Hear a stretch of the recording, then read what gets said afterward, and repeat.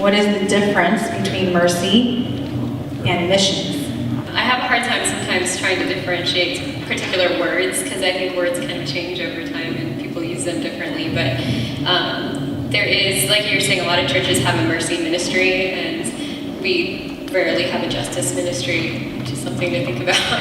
Maybe we're separating those a little bit too much. And what is mission? I think ultimately mission comes down to trying to do what God calls us to do, and that is anywhere that you are. I think sometimes we do differentiate too much between somebody that's a missionary and the regular people in church. I think everybody is a missionary, everybody has a mission, everybody is called to tell people the gospel, everybody is called to show mercy, everybody is called to seek justice, whether you do that full-time or just as part of your daily living and whatever your calling is, that's still part of your mission. I think it's just, those are words that we need to maybe think a little bit more in terms of this is something that everybody is called to and not just a certain facet of each particular church. Well, I think the way that, I think John Piper differentiates the two, and I guess it depends on how you're using it, because I've heard of Philly missions before, which is not international or a particularly unreached city. But the way that I think John Piper differentiates is that missions is to unreached peoples, and that's kind of the focus, is unreached nations, unreached people groups, and things like that. But mercy, it can be done on missions, and so there's overlap. And mercy is really showing acts of grace and kindness, out of the gospel motivation that you've been shown. So I think you can do mercy ministry everywhere. It needs to be done everywhere. But I guess the way that Piper differentiates it is helpful for me, and I guess different churches use it in different ways, but the way he uses it is to reach unreached nations. And so I guess that's helpful for me, but it's true. It kind of, it changes the way people use it. I think I would not necessarily disagree, but just look at mission from a different point of view. Really, the idea of I'm not necessarily sure it's a great biblical word, but we see the work of missionaries maybe in the Bible, but I don't know that we have the word really clearly spelled out. But I think if we think about the going and our calling, and then where we do that and how we do that, we could make a broader expression for what is mission.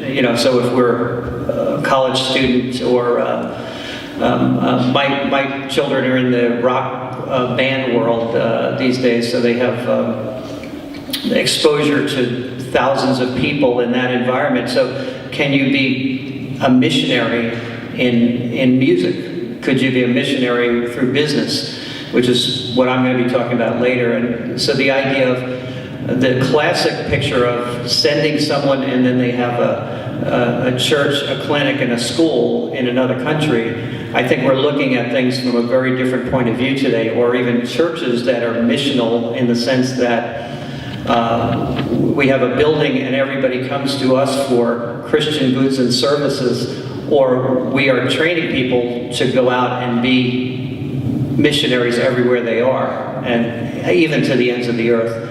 So I think that's kind of a different point of view on that same word, perhaps. I think it's probably a lot more interrelated than we would think. I think traditionally, there's several things that's been turned upside down within the last 10 years or so.